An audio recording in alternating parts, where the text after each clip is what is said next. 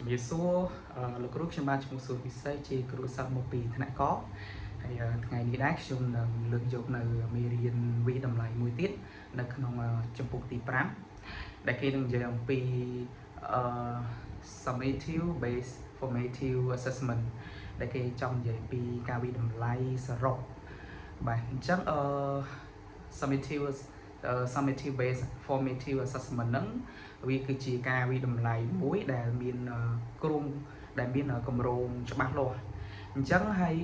លទ្ធផលនៃការធ្វើវិតម្លៃហ្នឹងអញ្ចឹងវាជាលទ្ធផលមួយដែលប្រើប្រាស់ក្រោយពេលដែលយើងហ្នឹងបង្រៀនចប់មួយរយៈ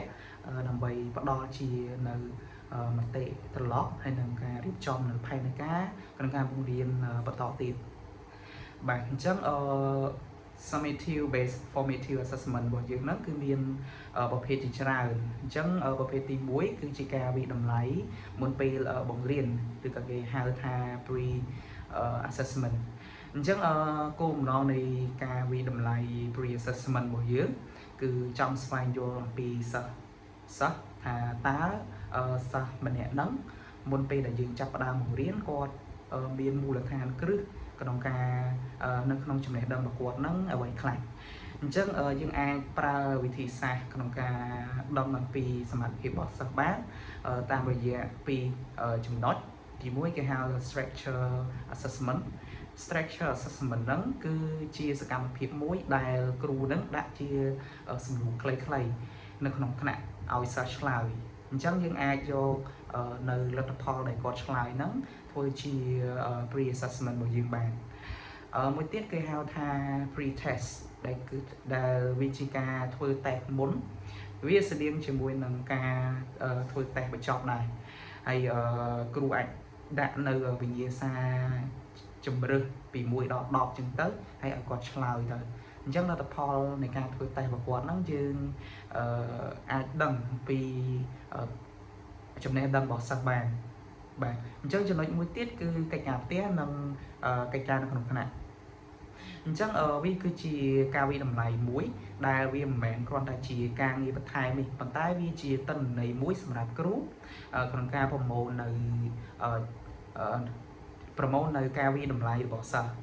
មានន័យថានៅពេលដែលសិស្សហ្នឹងដាក់ទៅគាត់ធ្វើបានមានន័យថាយើងវិតម្លៃលើសិស្សហ្នឹងគឺសិស្សហ្នឹងគាត់អាចមានសមត្ថភាពក្នុងការយល់នៅមេរៀនហ្នឹងហើយមួយទៀតគឺការធ្វើនៅកិច្ចការនៅក្នុងថ្នាក់មានន័យថាគ្រូអាចជាការសង្កេតមើលពីដំណើរការ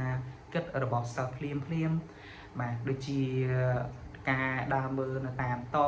ហើយកត់ចំណាំនៅសិស្សណាម្នាក់ដែលគាត់នឹងធ្វើខុសនៅជំហានណាមួយយើងអាចផ្ដល់ជាមតិត្រឡប់ភ្លាមទៅគាត់បាទអញ្ចឹងចំណុចមួយទៀតគឺការធ្វើតេស្តខ្លីៗឬក៏ការធ្វើតេស្តបញ្ចប់អញ្ចឹងការធ្វើតេស្តខ្លីៗហើយនិងការធ្វើតេស្តបញ្ចប់ហ្នឹងវាជាការវិតម្លៃមួយដែលគ្រូហ្នឹងអាចប្រមូលនៅភស្តុតាងឬក៏ប្រមូលនៅទិន្នន័យដែលសិស្សហ្នឹងដឹងថាសិស្សហ្នឹងយល់មេរៀនឬក៏អត់អញ្ចឹងក្នុងការធ្វើតេស្តខ្លីៗនេះយើងអាចធ្វើជាវិញ្ញាសាសំណួរបែបខុសឬក៏ត្រូវហើយឲ្យសិស្សហ្នឹងបញ្យល់ហេតុអីបានជាខុសហេតុអីបានជាគាត់ឆ្លើយនឹងត្រូវបាទអញ្ចឹងអានេះគឺជាការធ្វើតេស្តនៅសំណួរខ្លីៗហើយនឹងការធ្វើតេស្តបញ្ចប់ការវិតម្លៃមួយទៀតគឺជាការវិតម្លៃរួមនិងការវិតម្លៃបែបទ្រង់ទ្រាយធំអញ្ចឹងការវិតម្លៃរួមនិងការវិតម្លៃទ្រង់ទ្រាយធំហ្នឹងគឺជាការធ្វើនៅការប្រឡងបញ្ចប់ឧទាហរណ៍ចប់មេរៀនឬក៏ចប់សប្តាហ៍ប្រចាំសប្តាហ៍ឬក៏ប្រចាំខែបាទអញ្ចឹងវាគឺជាការវិតម្លៃមួយដែលគ្រូនៅអាចប្រមូលនៅទិន្នន័យជាច្រើនដែលសិស្សបានរៀនហើយវិតម្លៃគាត់តាមការវិតម្លៃរួមនេះបាទមួយទៀតគឺជាការវិតម្លៃទៅលើដែលប្រើប្រាស់នៅ digital tool មានន័យថាយើងអាចប្រើប្រាស់នៅកម្មវិធីជាច្រើនដែលអាចវិតម្លៃទៅលើកូនសិស្សនឹងបានដូចជាការហួតដូចជា quiz ដូចជាការធ្វើនៅ Google Form អីជាដើមអញ្ចឹងឲ្យគាត់ដាក់កិច្ចការគាត់ធ្វើហើយយើង check មើលនៅកម្មវិធីទាំងអស់ហ្នឹងហើយយើងយកទិន្នន័យទាំងអស់ nâng chia cao vì đùm lại rồi bỏ con sao mà nè bàn bạn chẳng tao nâng cái chia profit này ca vì đùm lại bài sở rộng rồi có type of summative assessment bài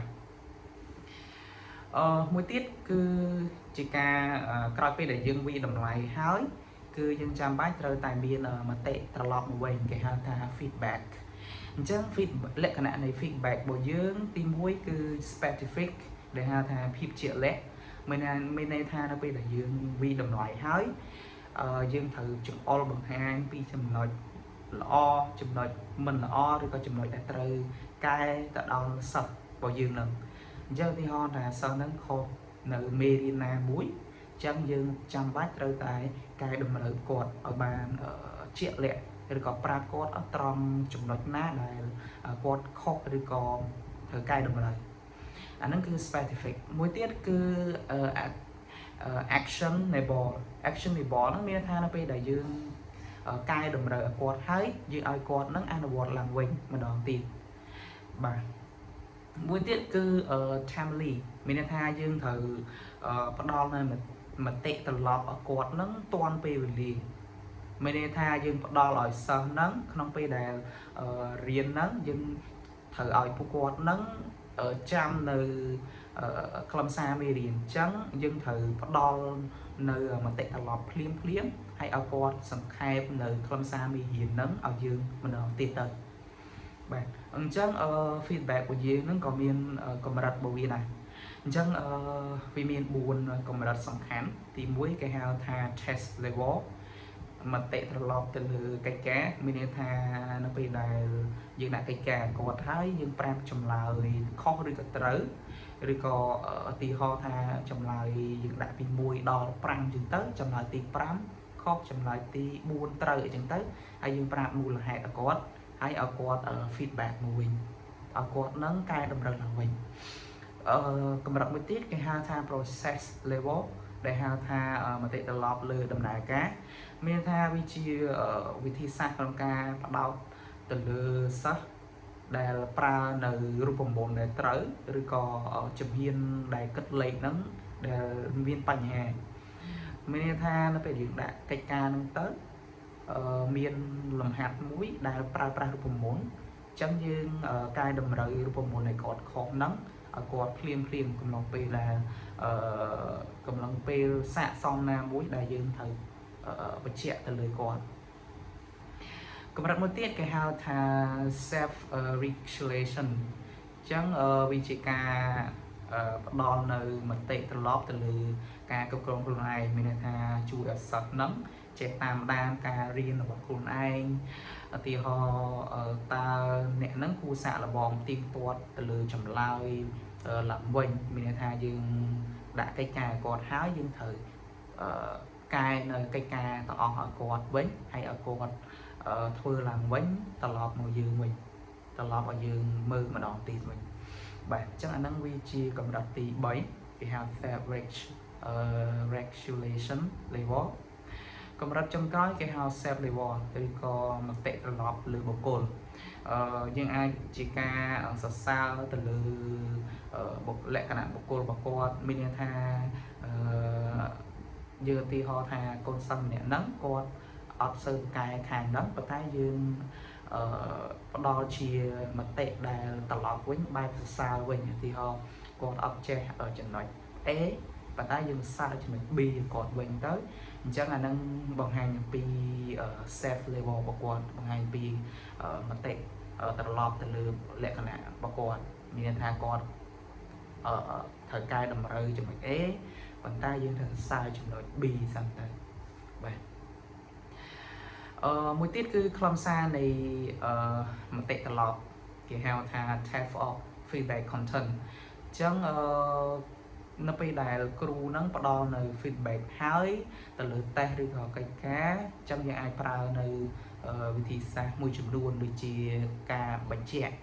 chẳng những ai pra sao thả ta bộ kê nắng trời bàn trời thưa khó đi có trời cho nên mới tiết dương thời làm ắt quạt mình tha này dương thời bị vô bị một là hai ấy đại diện quạt nâng khó ឬក៏ផ្ដល់ជាតម្រុយណាមួយឲ្យគាត់ធ្វើឡើងវិញដោយខ្លួនឯងបាទហើយមួយទៀតគឺ goal reference មានថាយើងអាចប្រៀបធៀបលទ្ធផលសិស្សទៅនឹង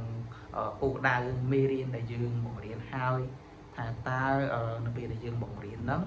យើងដាក់ target learning របស់យើងមិនហើយយើងប្រៀបធៀប goal reference របស់គាត់ជាមួយនឹង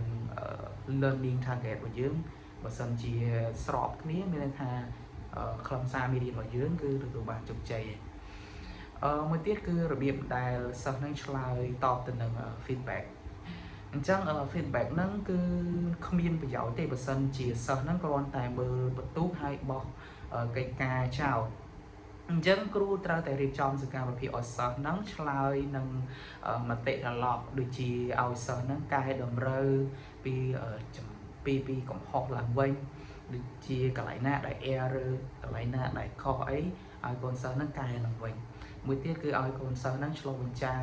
ពីខ្លួនឯងពីអ្វីដែល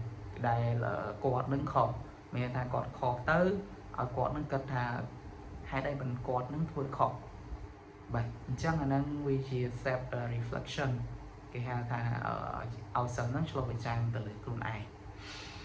បាទមួយទៀតចំណុចចុងក្រោយគេហៅថា instructional adjustment of summative based formative អញ្ចឹងមួយហ្នឹងគឺជាការកំណត់នៅយុទ្ធសាស្ត្រដែលកែប្រែការបង្រៀនរបស់យើងអញ្ចឹងក្រោយពេលដែលយើងទទួលបាន feedback របស់គាត់ហើយយើងត្រូវកែខ្លួនឯងថាតើមូលហេតុអីបានជាយើងនឹងផ្ដល់ចំណេះដឹងឲ្យគាត់ទទួលបាននៅចំណេះដឹងមួយដែលអត់ទាន់សមស្របឬក៏អត់ទាន់យល់នៅអ្វីដែលយើងបានបញ្យល់អញ្ចឹងវាជាយុទ្ធសាស្ត្រមួយនៃការកែតម្រូវការបង្រៀនរបស់យើងអញ្ចឹងយុទ្ធសាស្ត្រហ្នឹងគឺមានទីមួយគេហៅថា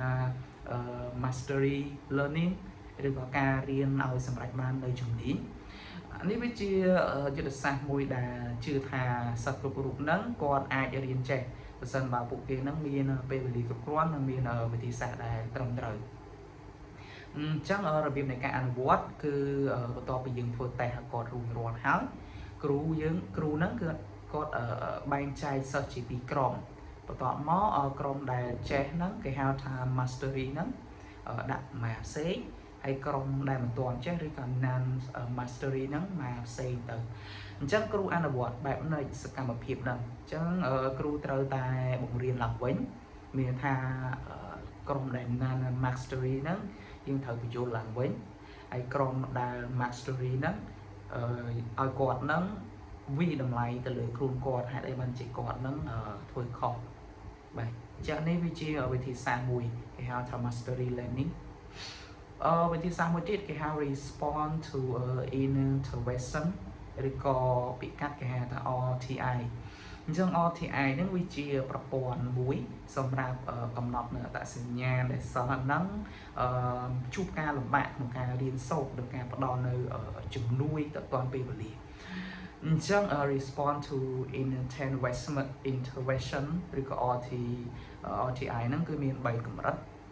កម្រិតទី1ហ្នឹងគឺការបង្រៀនហ្នឹងទូទៅនៅក្នុងថ្នាក់ដែលប្រកបដោយគុណភាពកម្រិតទី2ហ្នឹងគឺការជួយ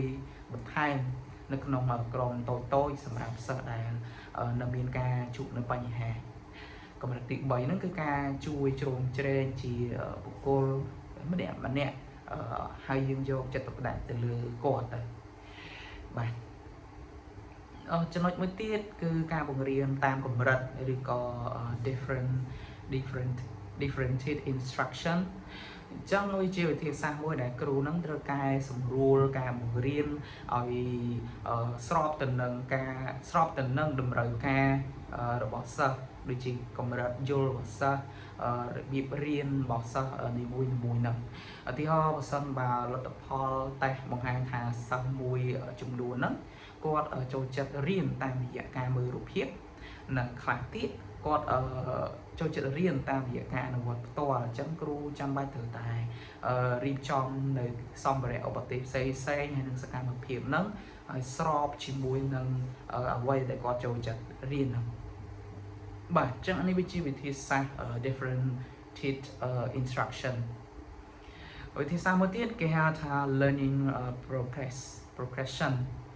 learning progression ហ្នឹងគឺគ្រូហ្នឹងត្រូវតែយល់អំពីជំហាននៃចំណេះដឹង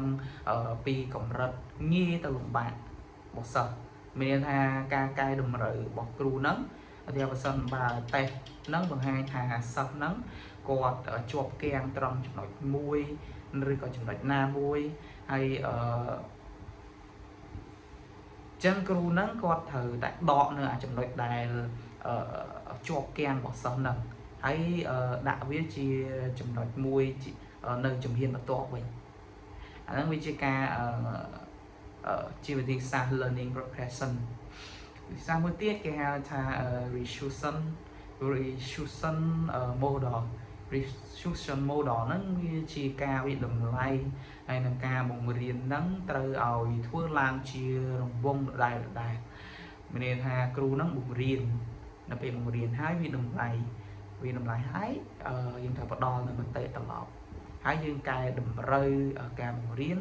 រួចហើយយើងត្រូវពង្រឹងនៅការបង្រៀនហ្នឹងឡើងវិញអញ្ចឹងសរុបមកវាគឺជាការវិតម្លៃដែលគ្រូហ្នឹងធ្វើជារង្វង់ធ្វើជាវត្តនៃការបង្រៀនផងនិងការវិតម្លៃផងគេហៅថាវិធីសាស្ត្រ resusive model បាទអញ្ចឹងសរុបមកវិញខ្លឹមសារមេរៀនរបស់យើងគឺមាន3ចំណុចសំខាន់ទី1គឺប្រភេទនៃ summative based formative assessment feedback summative based formative assessment ហើយនិង instructional adjustment summative based formative assessment អញ្ចឹងមាន3ចំណុចហ្នឹងអញ្ចឹងវីដេអូរបស់ខ្ញុំគឺមានតែប៉ុណ្្នឹងទេបាទសូមជម្រាបលា